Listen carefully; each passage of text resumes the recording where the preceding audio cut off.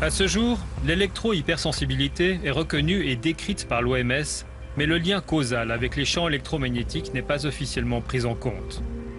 À Paris, des travaux scientifiques ont permis de mettre en évidence ce syndrome de manière objective.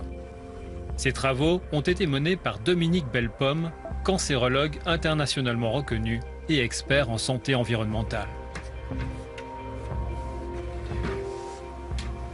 Voilà, toutes ces armoires correspondent aux malades venus me consulter pour une intolérance au champ électromagnétique. C'est la plus grande série mondiale, 1500 cas examinés cliniquement et biologiquement depuis ces 5 dernières années.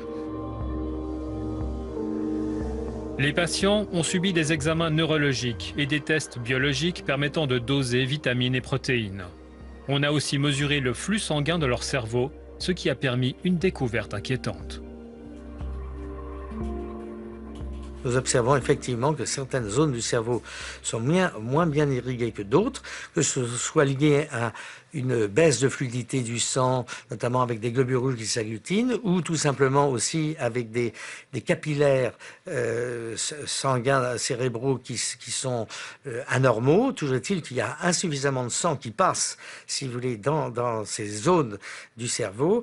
Et à partir du moment où vous avez une baisse du flux sanguin dans certaines zones du cerveau, vous avez une baisse d'oxygène, et quand vous avez un manque d'oxygène qui arrive au niveau des neurones, qui sont les cellules nobles du cerveau, eh bien effectivement, vous avez dans un premier temps un dysfonctionnement des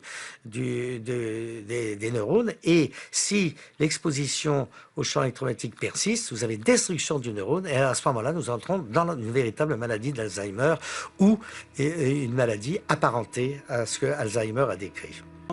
Nous arrivons à un autre examen qui prouve que la radiation par micro-ondes électromagnétiques causée par la téléphonie mobile provoque un effet biologique dans notre corps.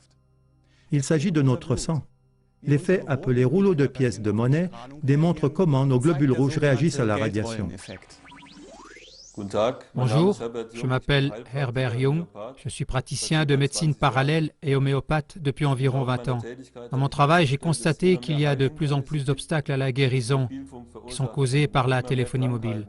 Il existe aussi beaucoup de maladies qui sont causées par la téléphonie mobile, par exemple l'attaque d'apoplexie ou l'hyperactivité chez les enfants ou différents signes cliniques ou l'hypertension. C'est pourquoi je me suis aussi préoccupé de la microscopie sur fond noir, parce que selon mon point de vue, c'est la seule méthode avec laquelle on constate par image la gravité de la manière dont la téléphonie mobile agit.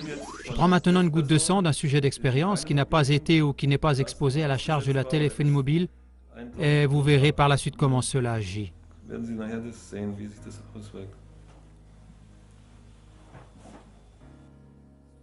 Maintenant, vous pouvez voir la goutte de sang que nous avons prise sur une petite feuille et on peut l'examiner au microscope. On peut bien voir comment le sang apparaît. Maintenant, je place la petite feuille de sang sous le microscope.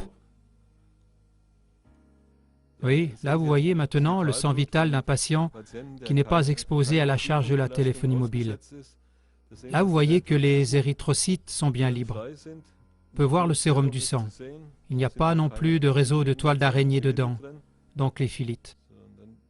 Ensuite, je pense que nous allons faire une autre expérience pour voir comment se présente le sang chez la même personne test, après 3 minutes de conversation avec un portable. Bon, maintenant je vais rallumer le portable. Allô?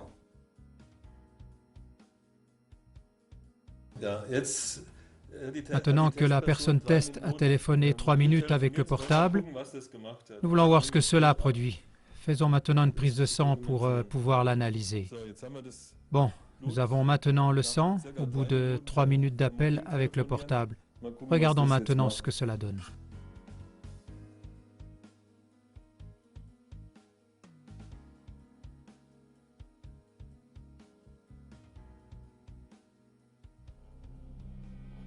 Voyez, ce sang de la même personne qui était tout à l'heure bien séparé et comment maintenant les globules rouges se sont concentrés ensemble comme des rouleaux de pièces de monnaie.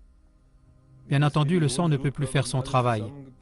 Si c'est une condition permanente, il se forme une forte thrombose à un certain moment et ça dépend de l'endroit où elle se fixe. Si c'est au cerveau, il y aura une attaque d'apoplexie. Si c'est au cœur, ça provoque un infarctus cardiaque ou au poumon des thromboses, selon l'endroit. On se pose la question de savoir si on peut survivre à cela ou en rester paralysé. En 2011, le Centre international de recherche sur le cancer, une agence de l'OMS, classe les champs électromagnétiques de la téléphonie mobile, du sans-fil et du Wi-Fi comme des cancérigènes possibles. Une des études les plus récentes sur le cancer a été commanditée par le gouvernement américain à travers son programme toxicologique national. Le but, étudier des rats et des souris soumis au rayonnement de la téléphonie mobile de manière continue sur 2 ans. Nous avons contacté Ron Melnick, la personne qui a conçu le programme de recherche.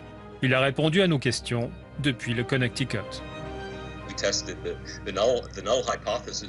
Nous avons testé l'hypothèse qu'il n'y aurait pas d'effet biologique. Et les résultats disent qu'on peut réfuter cette hypothèse, parce qu'on a observé des effets sur la santé.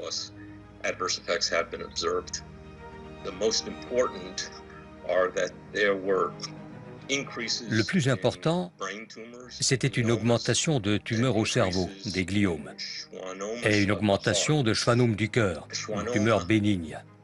Les cellules de Schwann composent les gaines des nerfs. Là, c'était dans le cœur.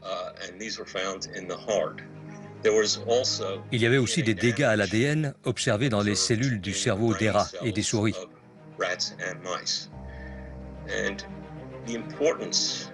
L'importance de ces découvertes, c'est leur cohérence avec ce qui a été décrit chez l'homme. Mais diriez-vous que téléphoner est dangereux?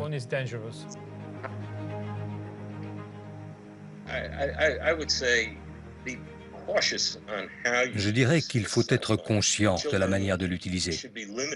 Les enfants devraient être limités dans la durée d'utilisation, surtout quand on sait que les radiations pénètrent plus profondément, avec plus d'intensité dans un cerveau d'enfant.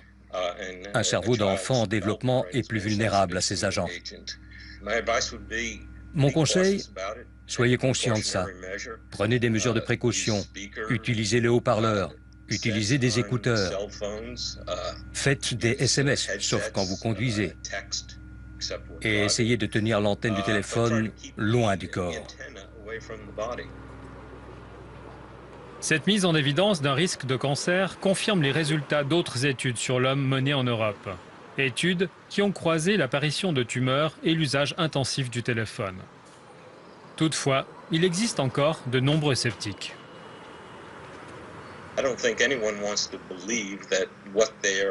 Je pense que personne ne veut croire que ce qu'il a en main comporte un risque potentiel de cancer. Mais maintenant, les preuves scientifiques s'accumulent dans le sens qu'il existe un risque pour la santé.